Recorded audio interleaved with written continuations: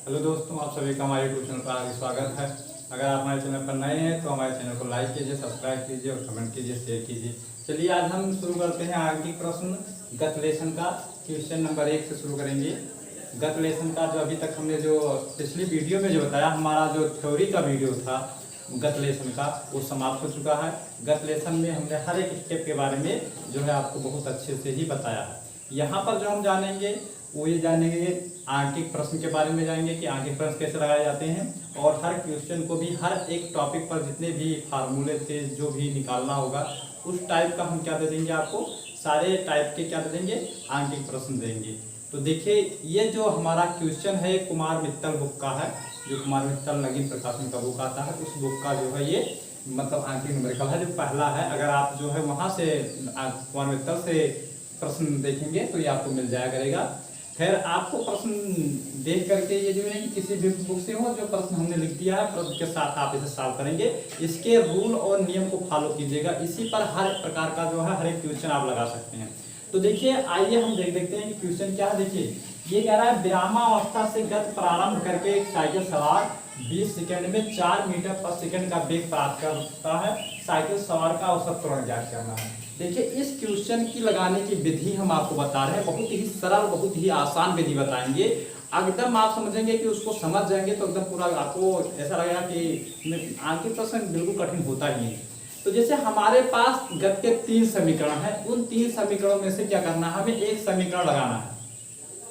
तो सबसे पहले क्या करना है कि यहाँ इस प्रश्न में जो वैल्यू दिया है उस वैल्यू को ढूंढ करके लिख लेना है। क्या क्या दिया है ये हमारा सबसे पहले हमें लिखना है। फिर उसके बाद हमें ये डिसाइड करना है कि कौन सा समीकरण लगाना है। देखिए 3 चीज, पहला नंबर आपको वैल्यू ढूंढकर लिखना है, दूसरा नंबर क्या है कि कौन सा गति का समीकरण लगेगा ये आपको पता होना चाहिए, और तीसरा नंबर जो गति का समीकरण लगेगा वो प्लस में लगेगा कि माइनस में लगेगा। तो हम ये बताएंगे कब कौन समीकरण लगाना है, कब प्लस में लगेगा कब माइनस में लगेगा। तो ध्यान दीजिए, पहले हम ये बताएंगे गति का प्रथम समीकरण कब लगेगा। देखिए गति का प्रथम समीकरण कब लगेगा, गति का प्रथम समीकरण कब लगेगा। दूसरा कब समीकरण लगाना है आपको, हम सारी चीजें बता देंगे कब कौन सा समीकरण लगाना है। तीसरा समीकरण देखिए, और वैल्यू जो होता है, मान जो होता है, हमारे पास जो है गति के 5 मान होते हैं। उन 5 मानों में से जिसमें से 4 मान दिया रहे करेगा। जैसे क्या होता है, पहला यस, यस मतलब क्या होता है, दूरी। दूसरा क्या है टी, टी मतलब क्या होता है, समय। कह रहा पहले वीडियो में बता चुके हैं, लेकिन एक बार आंकिक प्रश्न के साथ हम आपको समझाना चाहेंगे ताकि आपको अच्छे समझ में आ जाए। तीसरा क्या है, ये जो है आपका वो क्या है, त्वरण। उसके बाद चौथा यू जो है वो आपका है प्रारंभिक वेग।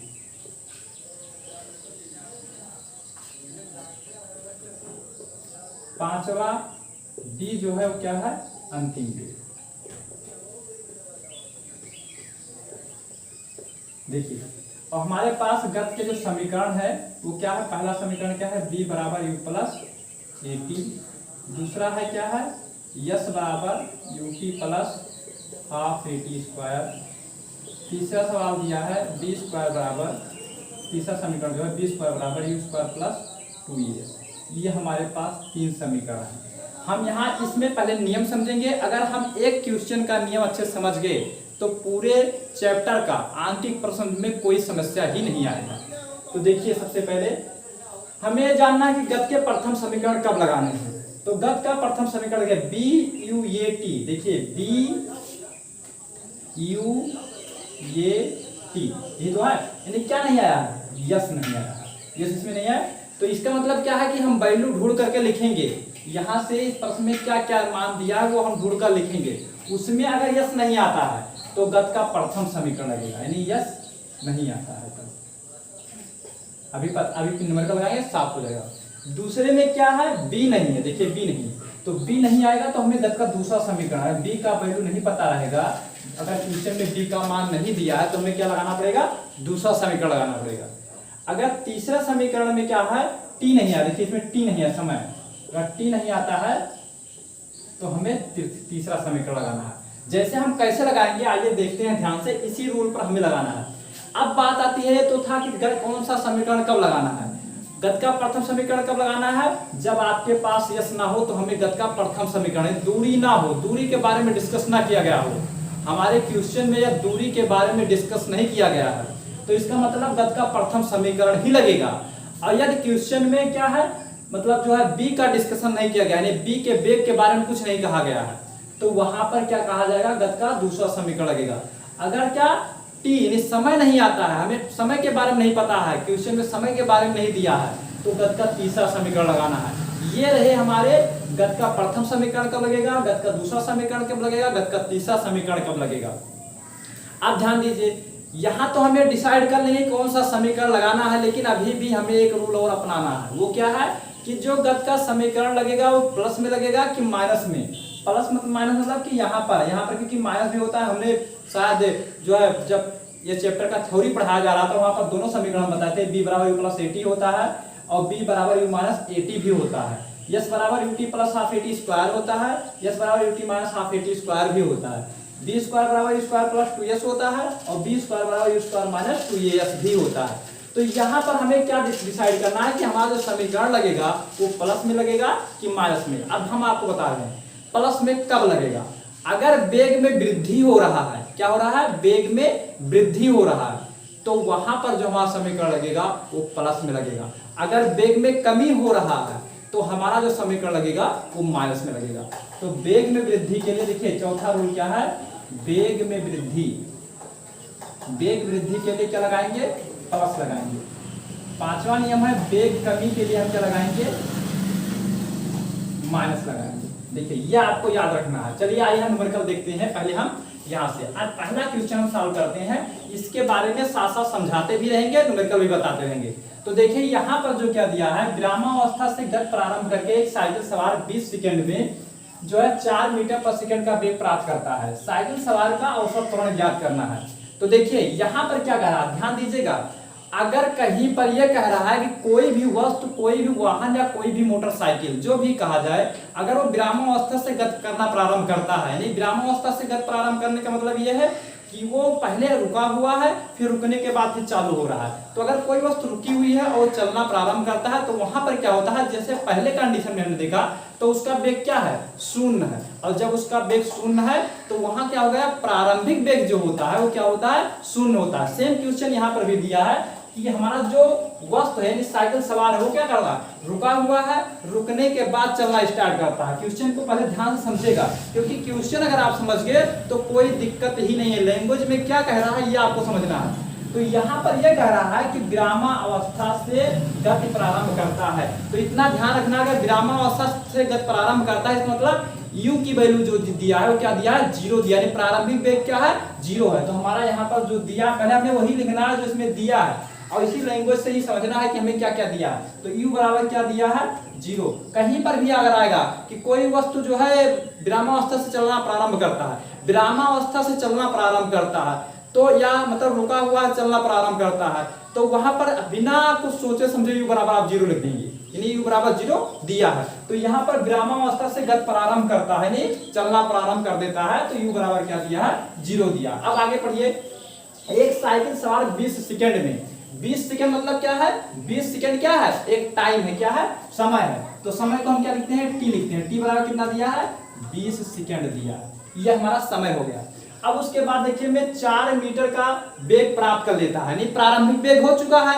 अब जो नया वेग आया वो क्या होगा, अंतिम वेग होगा। क्या होगा, क्योंकि हमने बताया था वेग 2 होते हैं, जब चलना प्रारंभ करता है तो वो प्रारंभिक वेग होता है, और जब चल करके जो वेग प्राप्त कर लेता है वो क्या हो जाता है, हमारा अंतिम वेग हो जाता है। तो यहाँ पर जो हम देखते हैं हमारा प्रारंभिक वेग u बराबर 0 दिया है, और अंतिम वेग देखिए वेग 4 मीटर पर सेकंड का वेग प्राप्त कर लेता है, बाद में हो जाता है। तो 4 मीटर पर सेकंड का वेग हो जाता है, इसका मतलब क्या दिया है, b बराबर क्या अंतिम वेग कितना दिया, 4 मीटर प्रति सेकंड दिया है, ये दिया।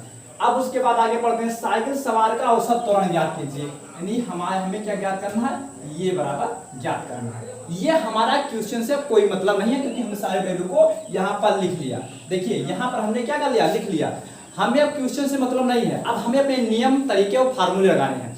हमने पहला कंडीशन ये बताया है कि पहले सबसे पहले हम वैल्यू को ढूंढकर लिखेंगे। तो हम यहाँ क्वेश्चन से वैल्यू को ढूंढकर लिखते हैं तो हमें इतने मान प्राप्त होते हैं। u बराबर 0 आया, t बराबर 20 सेकंड आया, b बराबर 4 मीटर पर सेकंड आया, ये बराबर ज्ञात करना है। अब जब उसके बाद जो हम एक पहला स्टेप हमारे क्या है, हमने जो दिया है उसको लिखना है। दूसरा स्टेप क्या करना है कि मतलब गत का प्रथम समीकरण लगेगा कि गत का दूसरा समीकरण लगेगा। ये तो गत का प्रथम समीकरण कब लगता है, जब यस नहीं होता है। गत का दूसरा समीकरण कब लगता है, जब बी नहीं होता है। और तीसरा समीकरण कब लगता है, जब टी नहीं होता है। तो यहाँ पर देखिए यू आया है, टी आया है, बी आया है, ये यानी इन पांचों में से देखिए, इन पांचों में से यू आया है, बी आया है, ये आया है, टी आया। नहीं यस का देखिए, आप देखिए यहाँ से यस नहीं आया, इसमें क्या यस का डिस्कशन नहीं है। जब यस नहीं है तो कौन सा समीकरण लगेगा, गत का प्रथम समीकरण लगेगा। देखिए यस नहीं है तो कौन सा समीकरण लगेगा, गत का प्रथम समीकरण लगेगा। बी नहीं है तो कौन सा समीकरण लगेगा, दूसरा समीकरण लगेगा। टी नहीं है तो कौन सा लगेगा, तीसरा समीकरण। ये आपको बखूबी रटा होना चाहिए। अगर ये आप भूले तो समझ लीजिए न्यूमेरिकल कभी लगा नहीं पाएंगे। तो यहाँ पर हमें क्या दिखाई दे रहा है कि यहाँ पर कहीं यस का नाम लेटर या डिस्कशन नहीं किया गया, यानी दूरी के बारे में कोई डिस्कशन नहीं किया गया। देखिए क्वेश्चन में कहीं भी दूरी के बारे में डिस्कशन नहीं किया गया। और हमने कहा जब दूरी के बारे में डिस्कशन नहीं किया जाएगा तो वहां पर गत का प्रथम समीकरण लगेगा, यानी यस नहीं आया है, इसका मतलब गत का प्रथम समीकरण लगाना है। तो यहाँ पर हमें कौन सा समीकरण लगाना है, यानी गत के प्रथम समीकरण से, गत के प्रथम समीकरण से। अब ये तो क्लियर हो गया कि हमें गत का प्रथम समीकरण ही लगाना है, ये तो क्लियर हो गया ना। अब हमने ये बताया है कि गत का प्रथम कोई भी समीकरण लगाने से पहले हमें एक चीज और डिसाइड करना है कि जो गत का प्रथम समीकरण लगाना है वो प्लस में लगाना है कि माइनस में लगाना है, हमें ये भी डिसीजन लेना है। तो यहाँ पर हम प्लस माइनस के लिए क्या देखेंगे कि हमारा वेग बढ़ रहा है कि वेग घट रहा है। तो देखिए पहले वेग 0 था, पहले वेग कितना था, 0 था। बाद में कितना हो जाता है, 4 मीटर पर सेकंड। 0 से 4, 0 से 4 यानी क्या हो रहा है, वेग बढ़ रहा है। वेग अगर हमारा 4 से 0 होता तो वेग घट रहा है, यानी वेग हमारा यहाँ बढ़ रहा है। जब वेग बढ़ता है तो कौन सा चिन्ह लगाते हैं, प्लस चिन्ह के साथ लेते हैं। तो क्या जाएगा, हमारा जो समीकरण बनेगा ये पॉजिटिव ही बनेगा। क्या बनेगा, v बराबर क्या हो जाएगा, u प्लस at। देखिए अगर यही वेग घट रहा होता तो यहाँ पर जो आया है यहाँ पर माइनस हो जाता। ध्यान दीजिए, अगर यही वेग घट रहा होता तो क्या हो जाता, यहाँ पर माइनस हो जाता। तो यहाँ पर गत के प्रथम समीकरण से क्या जाएगा, b बराबर u प्लस at। अब देखिए वैल्यू रखिए यहाँ पर। अब हमारे पास संपूर्ण हल, अब हम वैल्यू रख देंगे, वैल्यू रख करके उसको सॉल्व कर लेंगे। सॉल्व करने के बाद हमें जो लाना है वो ऑटोमेटिक आ जाएगा। आपको कुछ करना नहीं है, नियम पर स्टेप बाय स्टेप रखते मान जाइए ऑटोमेटिक आंसर आ जाएगा। देखिए कैसे आ जाएगा, b का मान कितना दिया है, b का मान हमारा 4 दिया है, बराबर लगाते हैं। u का मान कितना दिया है, 0 दिया है, प्लस ये का मान कितना दिया है, ये का मान पता ही नहीं है तो ये ऐसे रहेगा। t का मान कितना दिया है, 20 दिया है। देखिए जिसका मान हमें नहीं पता है वो ऐसे रहेगा, जैसे ये का मान नहीं पता है ज्ञात करना तो ये ऐसे रहेगा, बाकी सबका मान पता है। अब देखिए 4 ऐसे रहेगा, 0 का मतलब कुछ नहीं, 20 का बड़ा ये कितना आ जाएगा, 20 ये, इसको इधर लाएंगे तो 20 ये बराबर कितना हो जाएगा, 4 हो जाएगा। देखिए ये बराबर कितना आ जाएगा, यहाँ पर लगा दे रहे हैं। देखिए ये बटे में चला जाएगा तो 4 बटे कितना हो जाएगा, 4 बटे 20 हो जाएगा। काटिए 4 एकम 4, 4 पंचे 20, ये बराबर कितना आ जाएगा, 1 बटे 5।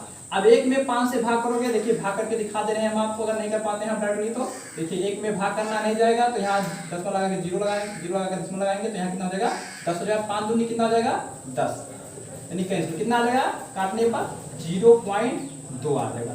अब देखिए 0.2 आया, ये का मान आ गया। अब इसका मात्रक होता है, मात्रक भी लिखना पड़ेगा। मात्रक क्या होता है, त्वरण का मात्रक क्या होता है, हमने मतलब जब पिछले वीडियो में बताया है, थ्योरी जब पढ़ा रहे थे, त्वरण का मात्रक, वेग का मात्रक, सबका मात्रक हमने बताया था। तो त्वरण का मात्रक क्या होता था, मीटर प्रति सेकंड होता था। ये हमारा रहा राइट आंसर, यानी त्वरण कितना प्राप्त होगा, साइकिल सवार का औसत त्वरण कितना होगा, 0.2 सेकंड। देखिए हम एक बार पुनः बताना चाह रहे हैं, आपको यही चीज अगर याद रहेगा तो कोई समस्या नहीं आएगा। अगर इस चीज को आप भूलेंगे समस्या में पड़ जाएंगे। सबसे देखिए पहला न्यूमेरिकल है, इसलिए हम बहुत विस्तार से समझाना चाहेंगे ताकि आपको पिछले वाले जो आने वाले न्यूमेरिकल है उसमें कोई दिक्कत। ये न्यूमेरिकल अगर आप समझ गए तो समझ लीजिए इस लेसन का कोई न्यूमेरिकल आपसे छूटेगा, इसी नियम पर आप लगाते रहेंगे।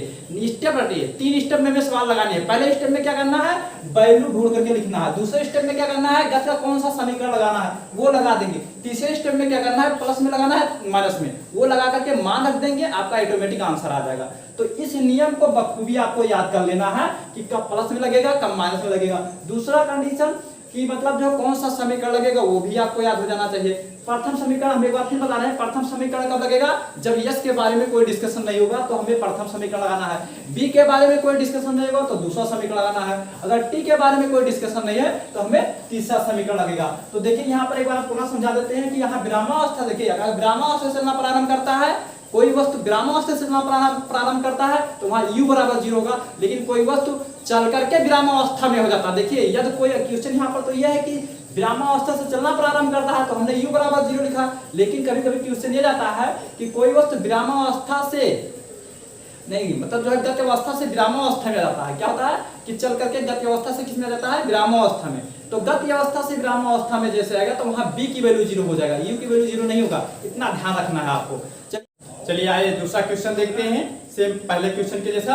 तो हम क्या करेंगे, सबसे पहले हमें क्या करना है, इसमें से वैल्यू ढूंढ कर लिखना है। हमने अभी पहले क्वेश्चन में बताया है कि पहले क्वेश्चन में हमने क्या बताया कि सबसे फर्स्ट स्टेप क्या होता है, इसमें से क्या वैल्यू दिया है वो हम ढूंढ कर लिखेंगे। तो आइए ढूंढ कर लिखते हैं, हल करते हैं।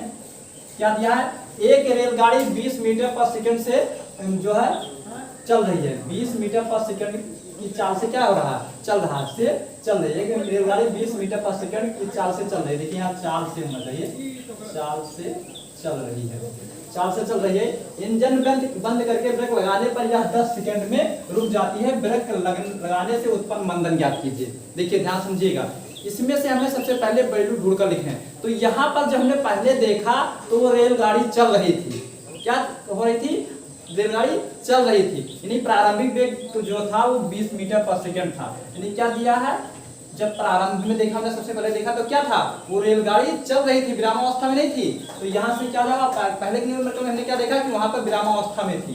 तो यहाँ पर रेलगाड़ी क्या है, 20 मीटर पर सेकंड की चाल से चल रही है। इसका मतलब क्या दिया है, u बराबर जो दिया वो कितना दिया है, 20 मीटर पर सेकंड दिया है। अब उसके बाद कह रहा है इंजन बंद करके ब्रेक लगाने पर, देखिए ध्यान दिमाग लगाइए, पहले क्या था, रेलगाड़ी चल रही थी, बाद में क्या गया, इंजन बंद करके ब्रेक लगा दिया गया। तो इंजन बंद करके ब्रेक लगाया गया, इसका मतलब क्या हो जाएगा, उसका वेग घट रहा है। क्या हो रहा है, वेग घट रहा है, इतना ध्यान समझिएगा। इंजन चल रहा था, ब्रेक लगाया गया, तो जाहिर सी बात है क्या होगा, उसका वेग घटेगा और उसके बाद क्या रहेगा, वो विरामावस्था में चला जाएगा, कौन, रेलगाड़ी। तो ये कह रहा है कि इंजन बंद करके ब्रेक लगाने पर यह 10 सेकंड में रुक जाती है, यानी बाद में क्या जाती है, रुक जाती है, यानी बाद में वो विरामावस्था में आ जाती है। तो जब बाद में विरामावस्था में आती है तो क्या होता है, b बराबर 0 होता है, इतना ध्यान रखिएगा, b बराबर 0 दिया है।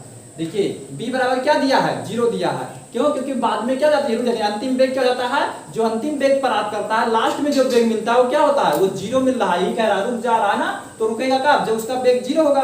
तो यहाँ b बराबर कितना दिया, 0 मीटर प्रति सेकंड दिया है। अब कितना समय लगता है ये सब होने में, 10 सेकंड। t बराबर कितना दिया है, 10 सेकंड दिया है।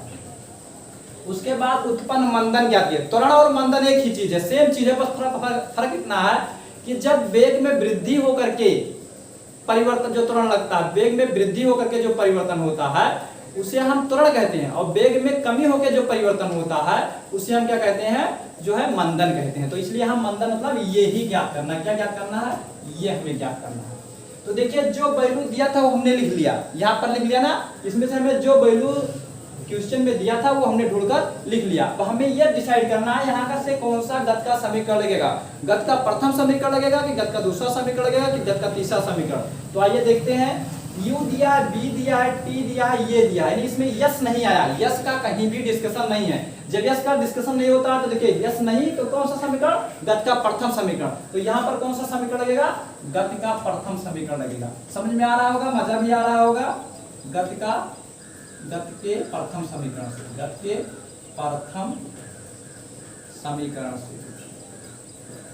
गत का प्रथम समीकरण क्या है, b बराबर u प्लस at। लेकिन अभी हमें यहाँ पर डिसाइड ये करना है कि हमें गत का समीकरण प्लस में लगाना है कि गत का समीकरण हमें माइनस में लगाना है। तो ध्यान दीजिए, गत का प्रथम समीकरण कब लगेगा प्लस में, देखिए जब आपका वेग बढ़ रहा होगा। तो यहाँ पर हम देख रहे हैं क्वेश्चन जो हमारा कह रहा है वो वेग घट रहा है, क्यों, क्योंकि पहले चल रहा था, बाद में ब्रेक करके क्या हो गया, रुक गया।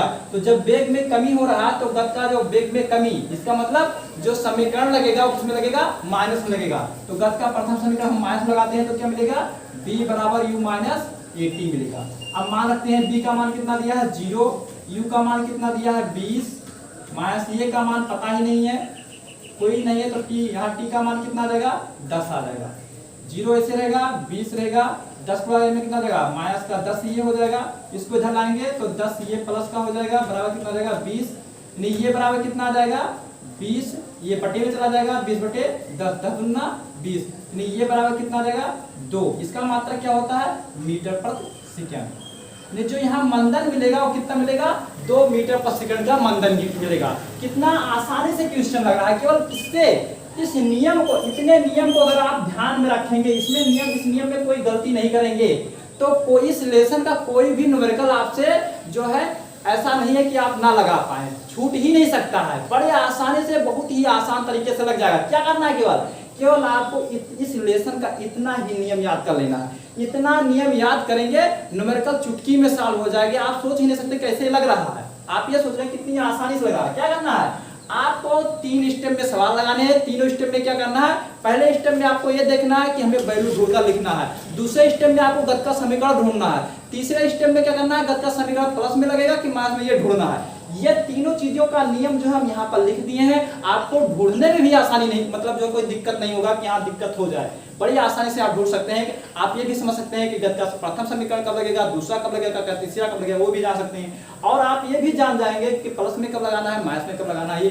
और बड़ी आसानी से अगर आप थ्योरी पढ़े हैं पीछे का तो इसमें से वैल्यू भी ढूंढ लिया करेंगे। तो कितनी आसान है, पहले आप थ्योरी पढ़ लीजिए, थ्योरी पढ़ने के बाद ही न्यूमेरिकल लगाइए। थ्योरी पढ़ने के बाद न्यूमेरिकल लगाएंगे, बहुत ही आसानी से आपको न्यूमेरिकल समझ में आएगा। न्यूमेरिकल बिल्कुल कठिन नहीं होता है, इतना इजी होता है कि थ्योरी कठिन बल्कि हो सकता है, लेकिन न्यूमेरिकल बल्कि बहुत ही आसान होता है। तो ये आ रहा दूसरा क्वेश्चन। आगे हम पढ़ते हैं तीसरे क्वेश्चन के बारे में। देखिए आइए तीसरा क्वेश्चन देखते हैं।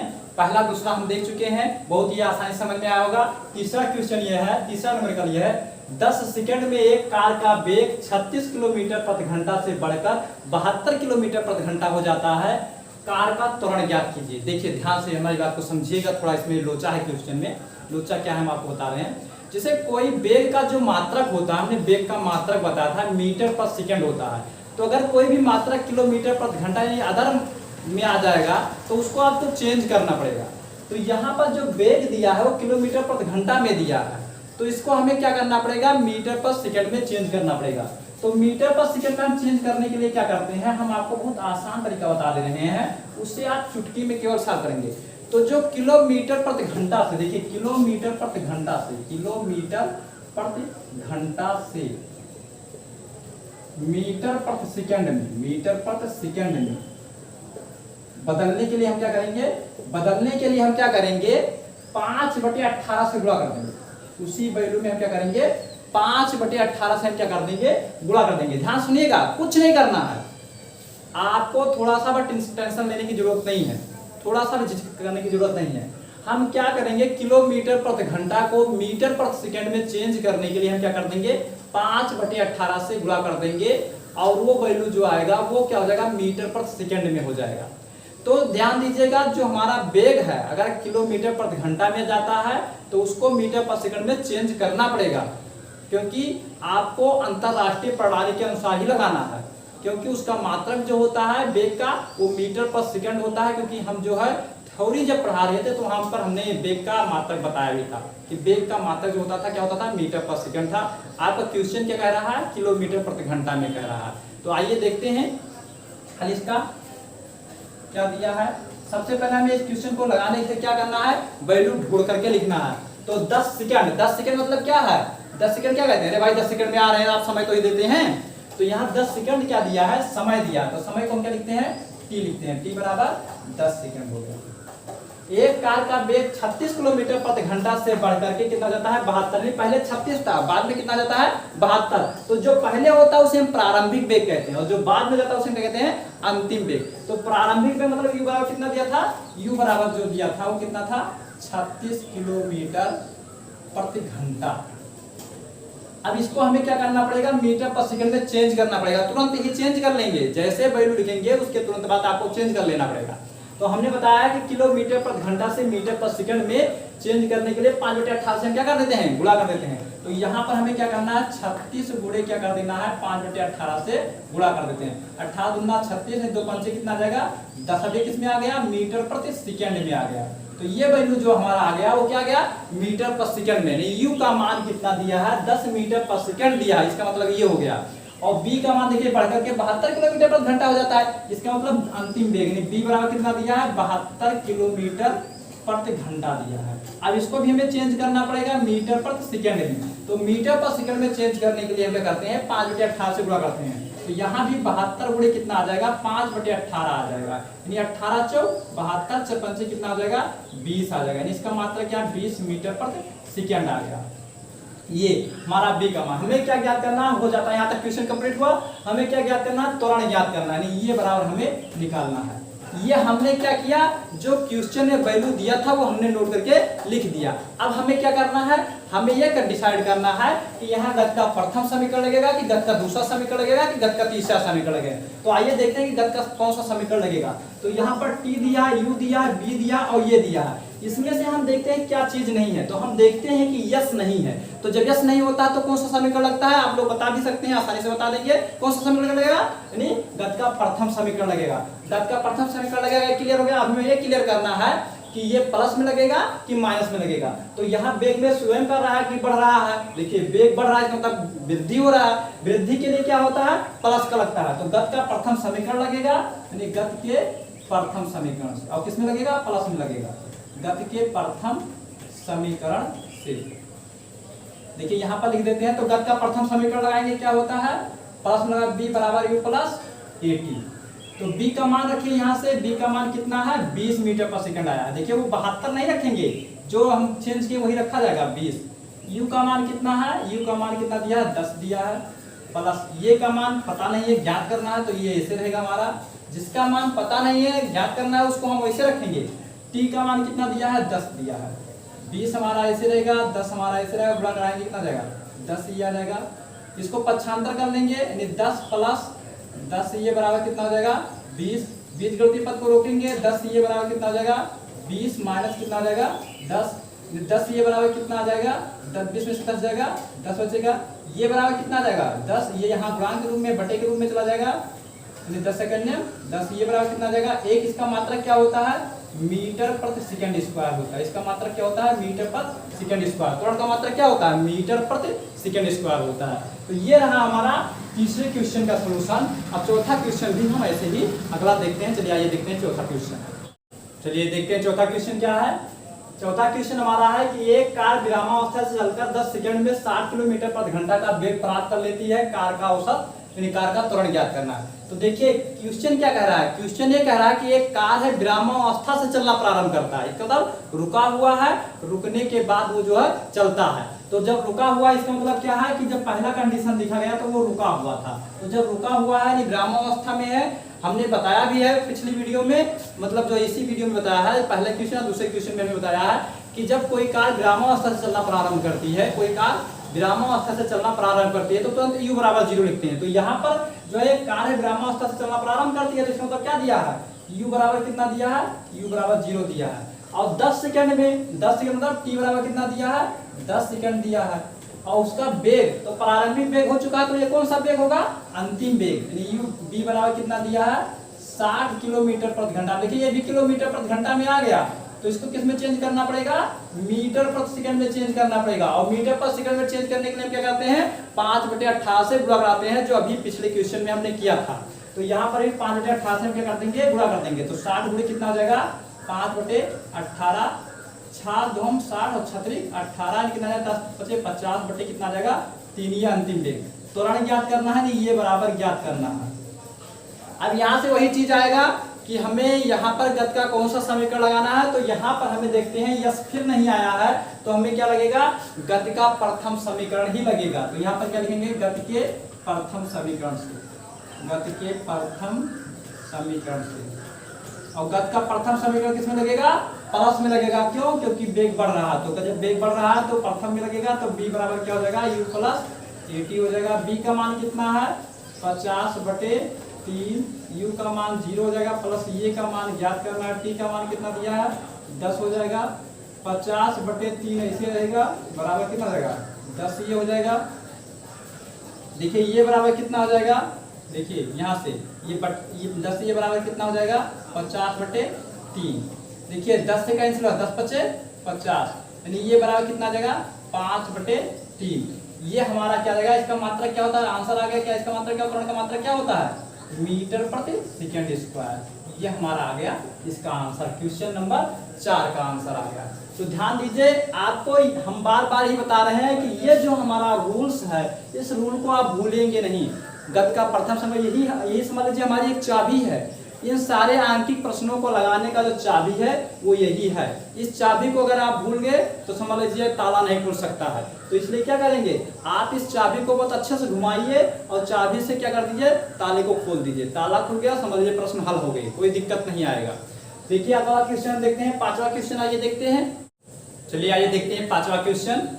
गत लेसन का 5वां क्वेश्चन क्या है, एक कार 5 मीटर पर सेकंड की दर से त्वरित होती है, 2 सेकंड में इसके वेग में वृद्धि ज्ञात करना। देखिए पहले हम यहाँ क्वेश्चन में क्या दिया है ये हम नोट्स कर लेते हैं। हमने ये बताया क्वेश्चन में क्या दिया है वो पहले आप राइट कीजिए। तो यहाँ पर हल करते समय क्या देखते हैं, इसमें क्या दिया है, एक कार 5 मीटर पर सेकंड से त्वरित हो रही है। त्वरित मतलब त्वरण दिया है, त्वरित मतलब क्या दिया है, त्वरण। तो त्वरण क्या होता है, ये बराबर कितना दिया है, 5 मीटर प्रति सेकंड स्क्वायर, 5 मीटर पर सेकंड स्क्वायर की दर से त्वरित हो रहा है। टी बराबर कितना दिया है, टी बराबर जो दिया है टोटल समय कितना दिया है, 2 सेकंड दिया है। कितना दिया है, टी। ध्यान दीजिएगा, चाहे डेल्टा टी लिखिए चाहे टी लिखिए, वो समय ही बता रहा है। और हमें क्या ज्ञात करना है, वेग में वृद्धि। तो जो वेग में वृद्धि होती है उसे हम डेल्टा बी कहते हैं। क्या कहते हैं, देखिए वेग को तो बी कहते हैं लेकिन वृद्धि को हम क्या कहते हैं, डेल्टा बी कहते हैं। तो डेल्टा बी हमें ज्ञात करना है। क्या ज्ञात करना है, डेल्टा बी। तो इसको हम लिख देते हैं डेल्टा टी, समझ लीजिए दिया है क्योंकि इसके संबंध में हमें एक फार्मूला है। तो देखिए आप, हम जब त्वरण पढ़ा रहे थे आपको, तो त्वरण में क्या एक फार्मूला त्वरण का हमने बताया था कि जो ये बराबर होता है, ये बराबर क्या होता है, डेल्टा बी अपान क्या होता है, डेल्टा टी होता है। देखिए इस संबंध में आप हमारा फार्मूला दिया है। देखिए इसमें से आपको कोई फार्मूला नहीं लगाना है, हमें क्या लगाना है, त्वरण का फार्मूला लगा देना है। तो देखिए इससे हम आसानी, इससे भी लग जाएगा, ऐसी बात नहीं है, लेकिन ये थोड़ा आसानी से लग गया क्योंकि सारा वैल्यू दिया, हमारे पास फार्मूला भी तो है उसका। तो यहाँ से ये का मान कितना दिया है, 5 दिया है। डेल्टा बी का मान ज्ञात करना है, डेल्टा बी हमारा ऐसे रहेगा। डेल्टा टी का मान कितना दिया है, 2 दिया है। क्रॉस मल्टीप्लाई करेंगे, डेल्टा बी एक नियम, डेल्टा बी हो जाएगा 2 पंचे कितना हो जाएगा 10। देखिए डेल्टा बी बराबर कितना आया, 10 मीटर प्रति सेकंड। उसके वेग में वृद्धि कितनी हो रही है, 10 मीटर पर सेकंड की वृद्धि हो रही है। उसके वेग में वृद्धि कितना हुआ, 10 मीटर पर सेकंड की वृद्धि हुई। तो ये हमारा क्वेश्चन नंबर 5। देखिए 1 से लेकर के 5 तक क्वेश्चन हम इस वीडियो में देखे। अब 6 से लेकर के जो है 10 तक क्वेश्चन जो है हम अगली वीडियो में देखेंगे। धन्यवाद।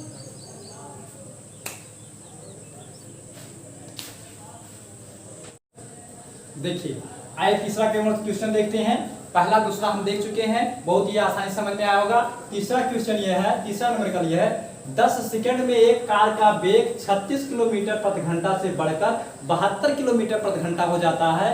कार का त्वरण ज्ञात कीजिए। देखिए ध्यान से हमारी बात को समझिएगा, थोड़ा इसमें लोचा है क्वेश्चन में।